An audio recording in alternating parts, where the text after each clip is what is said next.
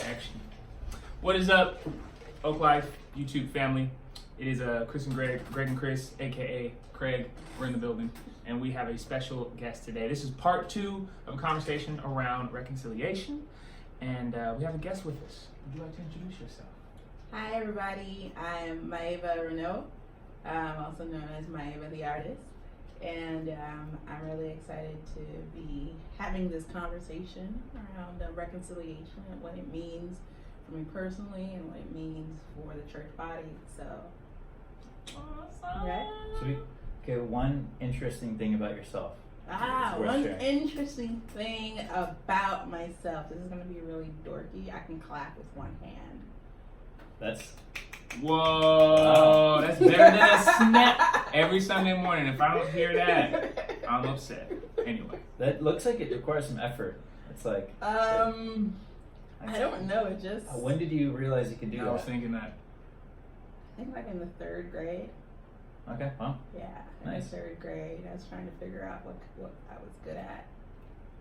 clapping with one hand. Like I was like I could bend my thumb all the way to down there, and I could turn myself into a pretzel. Not anymore.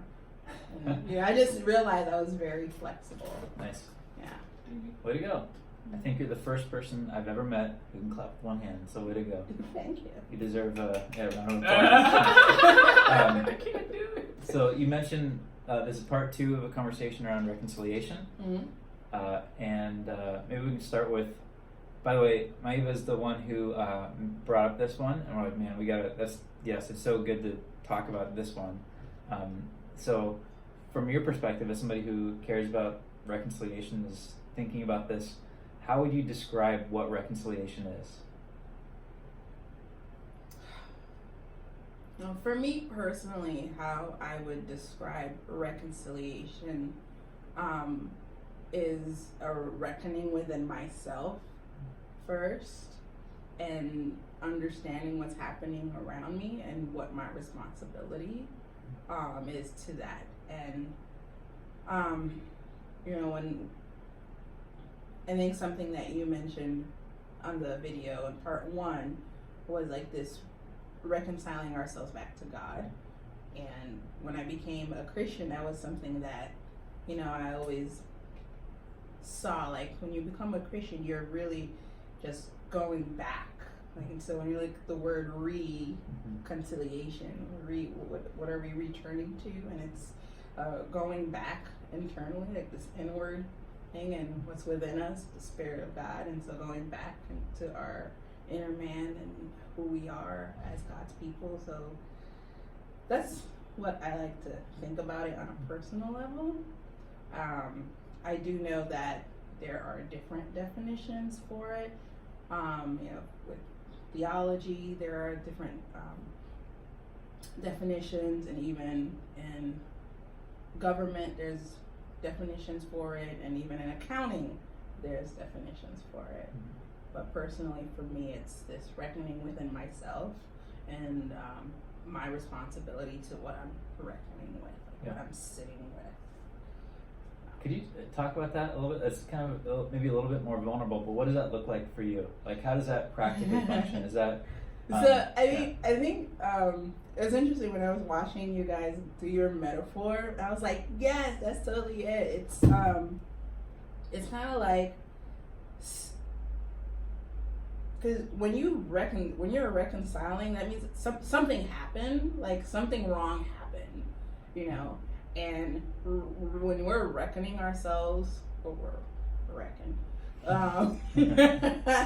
sorry, it's kind of like there's this discomfort, and I have to kind of make myself sit in that discomfort and understand, why am I uncomfortable in this? And I loved how in part 1 we talked about our bodies and how sometimes, if we have a bruise or if we have a scab or whatnot, I was just thinking, like, when you have chicken pox, you have to just sit there and wait until it heals. And like for me, when I remember having chicken pox and having to put mitts on my hands so I don't scratch myself, I had to just sit there and reckon with myself with this uncomfortable situation that I'm in and wait for my body to heal itself. But I had to recognize that this is chicken pox and this is why I'm feeling this discomfort. And I think sometimes when we return and start looking internally, we have to recognize what is that thing that's going on. Like, what is that negative thing that's preventing us from moving forward. And so that's hard, because for me, I'm like, I want to make it better quicker. I don't want to have to wait around for it to heal. But it's hard because sometimes you don't even know what it is, so how are you going to fix it? Right. You know? I remember, when I first moved to California and just getting sick and getting all this stuff onto my skin and trying to figure out what the heck is this. I mean, I had to sit in that uncomfortableness of it all and then figure out, oh, it's my allergies because I'm in a new environment and there's all this pollen, and what do I need to do to, make sure that I don't allow this to affect me anymore? Like, okay, start taking some allergy pills. But I didn't know what that stuff was. Right. So I had to actually sit down and call the doctor and get some help and figure it out, Yeah. But I had to definitely sit down and say, something's wrong, and I need to figure out what's wrong. Yeah. Step one, sitting in it, acknowledging it.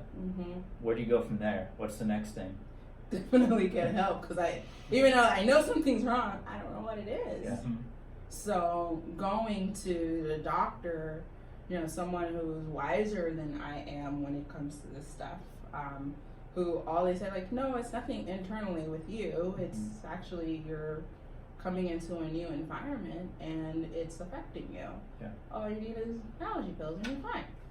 I couldn't figure it out by myself. I knew something was wrong, but to be able to figure out a solution, it's something I have to do with others who can maybe have a different lens to the issue. Yeah. I love this. It's not reactive. I think our culture wants to, there's an issue, we react to it quickly without thoughtfulness and often alone. So the work of reconciliation in this metaphor is sit in it for a minute, notice what's happening, figure out what the issue is, and then find people who are already doing it or who can offer advice or expertise. That's I like that. And then doing it together. You mentioned that you can't do it alone.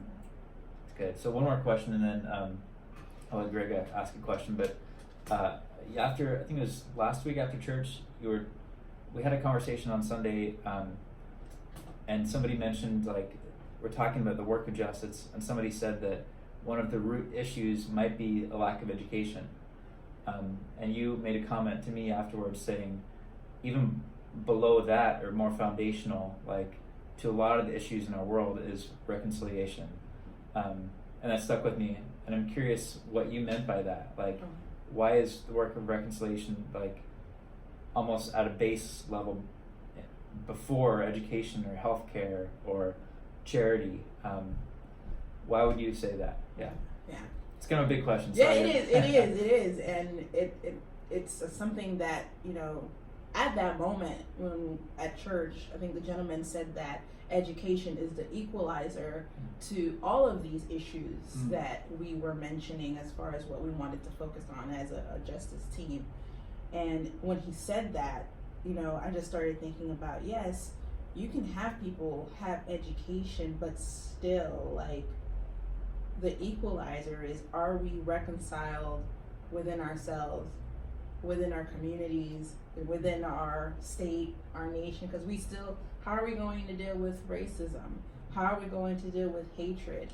How are we going to deal with all of these other issues?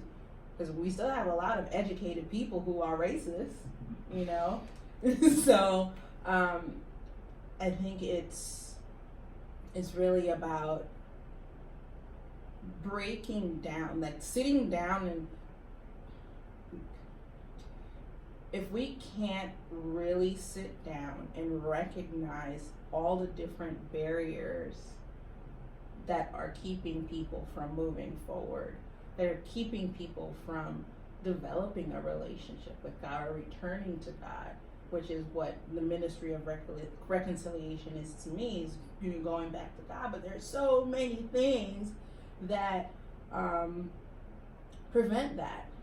And so to me, I feel like reconciliation, like the work of reconciliation, is the rooted work that needs to be done for individuals, but within community, you know. And with that, we can then bring in more education and all the other things to make us grow and become stronger. Because I think with reconciliation, we're able to recognize that there's a problem, acknowledge that there's a problem, and then sitting in it, even though it can be uncomfortable as heck, and being vulnerable enough to say, I need help to figure out how to solve this problem, you know, or I need help because maybe I am the problem, you know. And so like that reckoning within ourselves, you know, like I think that's the most important work, and that doesn't take a degree. Yeah. It's good. It's good. That's a lot to think through. It is. It's scary. Uh-huh. Like I've been thinking about it all weekend. I actually did my own little video talking to myself. My video journaling. There you go. But you know, I was really thinking about it. Like, what would it take for us as a people to just sit down and really think about what's going on in our world, what's going on in our communities? You know, like so many of us live in bubbles, and we don't want to recognize or acknowledge poverty. We don't want to acknowledge, you know, all of the different issues that we see globally, and we just, you know, move on and live our own lives. And to me, it's like, God, what are we doing? And there's a scripture that I would like to share. Cool. Awesome. Yeah. Before you share it, Yes. could you get a little more into the frame? Sure. I'm noticing that you're Hey, there it is. There you go. I'm not half a person You anymore. tell me I'm you're a whole full. person. You've reconciled that into a Yes. whole individual. Yes, I am. So there's a scripture verse from Jeremiah 2:13 that says, "For my people have committed two evils. They have abandoned me, the fountain of living water, and dug themselves cisterns, broken cisterns that can hold no water." And when I think about that particular verse, it's like we've abandoned God, who's our living water. That's who we get our water from, so that we can continue to share all that water. But we live in a society where, yeah, sure, I can get all my water from God or get my water from somewhere else, but I'm keeping all the water to myself. I'm not sharing it. It's all about me and my water, and we're not allowing any the flow of that living water to be spread to our communities. So it's like we're all focused on ourselves, and we put on blinders to what's happening on in the world. And because of that, there is no reconciliation. It's division. Yep. So. That's good. That's a word. Ours. We should get you to preach. Oh. I don't want to preach. I want to do something about it. You know, that's where I've been sitting in for a very long time. Like, God, what do I do? Like, I'm seeing all this stuff. What do you want me to do about it? Like, that's where I am in my walk right now, and it's scary because I don't find many people having this conversation, and I would love to have these conversations with others who will not just want to sit in this with me, but also like, okay, you know what? We're recognizing what's going on. Maybe we can bring some experts to help us figure out what we need to do to make this better. And so I think like finding a church community that will have these kind of conversations is something I've always been. Oh gosh, I'm gonna get emotional. We should get Kleenex to sponsor us. Anyway, but just, you know, having the body to be the workers of reconciliation is something I've been looking for. Like, yes, let's be as you said in part one, like kingdom agents. So Good. That's fire. You mentioned an example where you've kind of sat in it to understand, and now you hit me in the gut with I don't want to talk about it, I want to be about it. Yeah. So what examples have you experienced in your life where you've found an area that needs reconciliation and you've applied some action towards that process? You know, I can only see the paths that God has had me on. From like, I never thought I would be a teacher or be in education at all or be in policy at all. You know, as I mentioned, I'm also known as Maeva The Artist. I write poetry and not just spoken word, but I always talk about what's going on. And now he's putting me in specific spaces to where my poetry is coming to life, where the things that I was sharing about, the concerns that I had about children and hunger and poverty, he's bringing me into spaces to where now I can analyze like those policies or the rules or the law created to make sure that people are provided with health care or children are provided with education. And so he's allowed me to go on this path to where I can influence the systems that sometimes are barriers or opportunities for progress. And so there are so many different systems that governs our country, that governs our world, that God may call us to. And he's brought me into education, and I'm just amazed by the doors that he opens and where he has me, and where like my passion for children, I'm able to be my authentic self and raise my concerns in creative ways. And so right now I'm working in early childhood education, also known as child care and preschool. And there are so many things that we don't recognize when it comes to child care and preschool. Child care is a lot of money. It's a lot of money. It's like another mortgage. But not all of our families are able to afford child care. And so sitting in that discomfort of where myself, and I, if I had a child and I make a certain amount of money on a monthly basis, California will tell me how much I have to pay for childcare. And so for some families, what the pay rate for childcare for some families is still not equitable. They still can't afford it.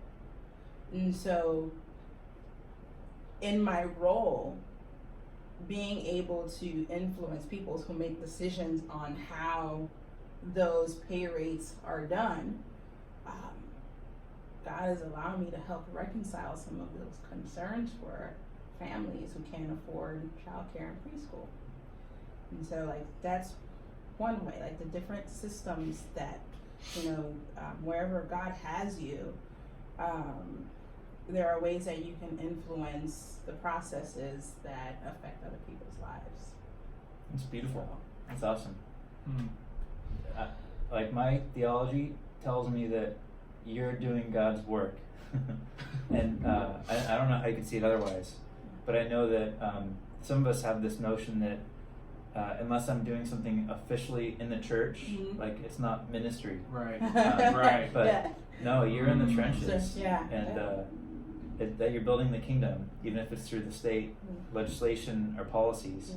So way to go. Thank God that he's called you to that and you have a passion for it and all that. Yeah. You got any other That's questions? good. No, just a comment, an observation.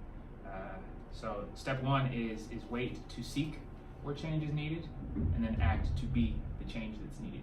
And it's kind of a ebb and flow of that process in regards to how we are to reconcile. That's good. It's fire. Yeah, I'm trying to think what else is worth you. bringing up. That's good. I can't snap. So when we get there, I'll do an official clap. There it is. There it is. Maybe you're working in education. Besides education, as you exist in the world, what other areas in society or in communities are like pressing, or do you like, man, we need to deal with this? Are there like certain things? I mean, you could probably, almost everything needs to be reconciled, but yeah. But I think personally for me, like I personally feel like we need to really continue to deepen the dialogue of reconciliation within the church, so that the church can be the church within community. I feel like, you know, the state of the country is a direct reflection of the state of the church. You know, the country is divided, so is the church. And God's going to reckon with us first before he deals with Trump and them. So I think that as Christians, we all should be doing the work of reconciling. You know, whether it's when you seeing someone being hurt, like on the street, how can you just walk away from that? Yeah. As you're saying that, I'm thinking about stuff, like all the problems of the world.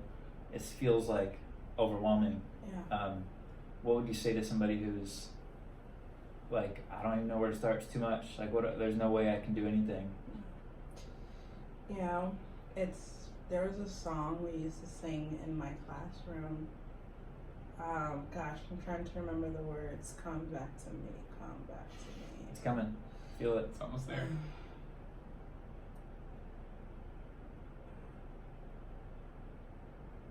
It's you. You can't do. All that the world needs, you can't do. But what you can do, the world needs. Good. I dig it. Yeah. And, you know, the world functions like a body. You know, wherever you are, you have a role to play. You know, I used to think I have to go and be Superwoman and go everywhere. But I learned the hard way. Oh my gosh, Maeva, you can't do That's everything. Hard to maintain. It's hard. It's to not maintain. sustainable. Mm-hmm. It is not sustainable. You got, like, and one good compassion week. fatigue will That's real. get Yeah. you. Okay, imagine getting dengue fever, malaria, all in the same month. Okay, I'm There's a done. story there. There's a story Yeah. there. There is. There's a story there. But I had to learn, like, you know, where you are, God will use you. If you are willing and you surrender, and that reconciliation, like that reconciling within is a surrender. Yeah. Like sitting in that, what's making you uncomfortable right now? Like where you are, at your job, you know, at school, in your family, like what's making you uncomfortable? Reckon with that and good. see what needs to be fixed. Yeah. You mentioned earlier in the example seeking like expertise somewhere. Based on, you know, your journey and whatnot, are there any resources of like experts on reconciliation, whether in the education system and city community work, any resources like that for a person who's like, yo, I want to help but I don't know where to start? What are some good resources to get the ball rolling? You know, I've actually, now that I'm in a new community here in California, what I love to always do is kind of do some community asset mapping, looking at the ecosystem of my community. Who are the people doing the work? Like for me, in early childhood, I'm looking at who are all the folks doing early childhood work. Who are the parent organizers?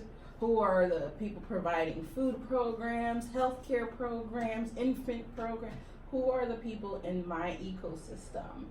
And how can I get connected and plugged in to see what are the concerns or what are the great things happening or what are the needs? And so just, you know, what is it that you're interested in or what you feel more called to, whether it's family stuff, whether it's housing. Like, who are the people, who are the organizations, who are the, like, when I say organizations, that can be from faith-based groups to civic organizations to governmental agencies. Who's having a say in your community about those things? There are plenty of councils for everything. There's a council for housing, there's a council for maternity care, there's councils for everything, and it's in your community. And so just doing a little bit of research to identify like those groups, and then getting plugged in and putting yourself out there. You know, what is it? Faith without works is dead. So find out who's doing the work and use your feet. You know? There it is. Yeah. I like that for a lot of reasons, because there's already people doing all this work that we can join in. Usually, being on like the staff side of church, there's often like people being like, "Hey, you all should do this," with kind of making the assumption that it's not already happening. And I think that goes back to that reactive approach we tend to have in the work of reconciliation, where like something's wrong, I know how to fix it, here's how to deal with it, instead of taking the survey and researching. And that kind of stuff you can just search online, like Bay Area blank, or Oakland ish, like schooling, education issues, like and it's amazing what God's already up to that we can join in on. It's well done. Probably enough. There's a lot. I feel hopeful. Like I love, you're an inspiring story. Like because what's great about this is you're first and foremost walking it before we're talking about it. You're doing it.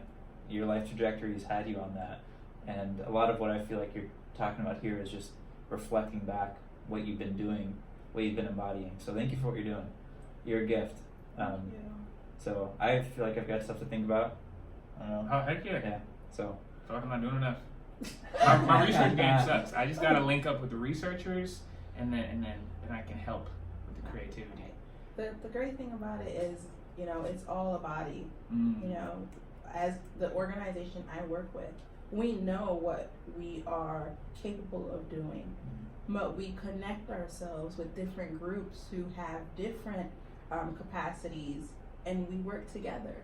It's not we all want to work for children and families, and we all have our strengths, but we come together and we build each other up. And so it's not just about, like, for me, I used to think, I'm going to start my own thing. That's the harder way. That's hard. That's the harder way. And then and as I continue to grow in faith, really, like, the Father wants us all to be one and work together as a body.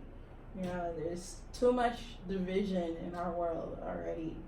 And so, just being connected, knowing who you are, knowing the strengths and creativity that you have is enough. Who you are is enough. Wherever you go, you bring yourself, and that's going to be of value. I love it. I love it. So, I have one final question. The body heals itself based on proper nourishment, right? You feed it, it heals. Yeah. What is the best meal to break bread over? If you were going to reconcile, I'm not being like metaphorical. What's your favorite food? Close with some favorite food. Oh my gosh, okay. So I have favorite foods who are not favorable to me. Like pizza, mac and cheese. Oh. I can't eat any of that stuff. Because they're not favorable to me. Yum. But dairy was my best friend. Yeah, dairy, like, we have a love-hate relationship. You know? Only see you on the weekends. I see you when I have a couple of days off. save the rest of the world.